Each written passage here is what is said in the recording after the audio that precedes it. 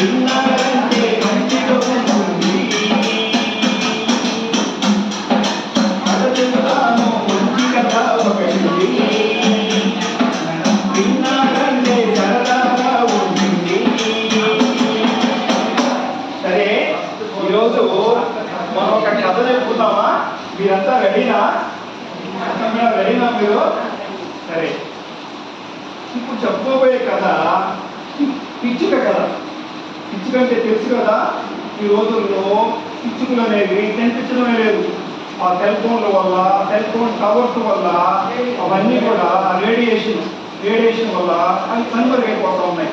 అలాంటి పిచ్చుక కథనే ఇప్పుడు చెప్తున్నాం, సరేనా? ఒక ఊళ్ళో ఒక పిచ్చుక, పాపం ఆ పిచ్చుక ఊరంతా తిరిగి ఒక ఉలవగిని సంపాదించుకోవచ్చిందంట.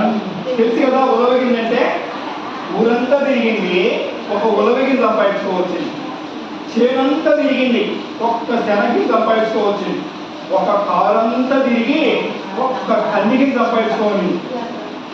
ఈ గింజలన్నీ తీసుకెళ్ళి ఒక అవ్వుడిని అవ్వ దగ్గర ఇచ్చి, అవ్వ ఈ గింజలన్నీ నీ దగ్గర పెట్టుకో, నేను మళ్ళీ వచ్చి ఎత్తుకోపోతాలే అని చెప్పని. ఆ అవ్వ ఈ పిచ్చుక మళ్ళీ వచ్చేది ఉందా, నన్ను అడిగేది ఉందా అని చెప్పి నోరు ఊరగూడంటే నిప్పుల మీద వేసుకొని కాల్చుకొని తినేసింది. ఆ పిచ్చుక ఊరంతా తిరిగి మళ్ళీ అవకాడికి వచ్చింది. అవో ఏ నా కంది గింజలు, ఆ గింజలన్నీ అని అడిగింది. నువ్వు ఎప్పుడు ఇచ్చావు నాకు? ఓహో నేను వీలేదు నీకు, నువ్వు వీలేదు నాకు అని చెప్పండి.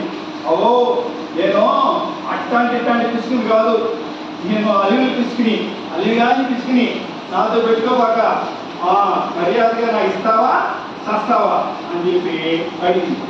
అవ్వ చేసేది లేక అక్కడ చూడండి, ఆ కంది గింజకి కన్నీడు నూలు అంటే అని నూలు ఉడకతా ఉండేది. నూలు ఉడకతా ఉండిందా, ఈ కంది గింజకి కన్నీడు నూలు నువ్వు ఇస్తావా లేదా అని చెప్పి అడిగింది. ఏంటి ఈ పిసికి కన్నీడు నూలు కావాలన్నా అని చెప్పి పాప ఇష్టంగానే ఇచ్చేసింది. ఆ కన్నీడు నూలు ఎత్తుకొని పోయి అట్లా పోతా ఉంటే ఒక దగ్గర ఒక ఆయన కంబళం వేస్తా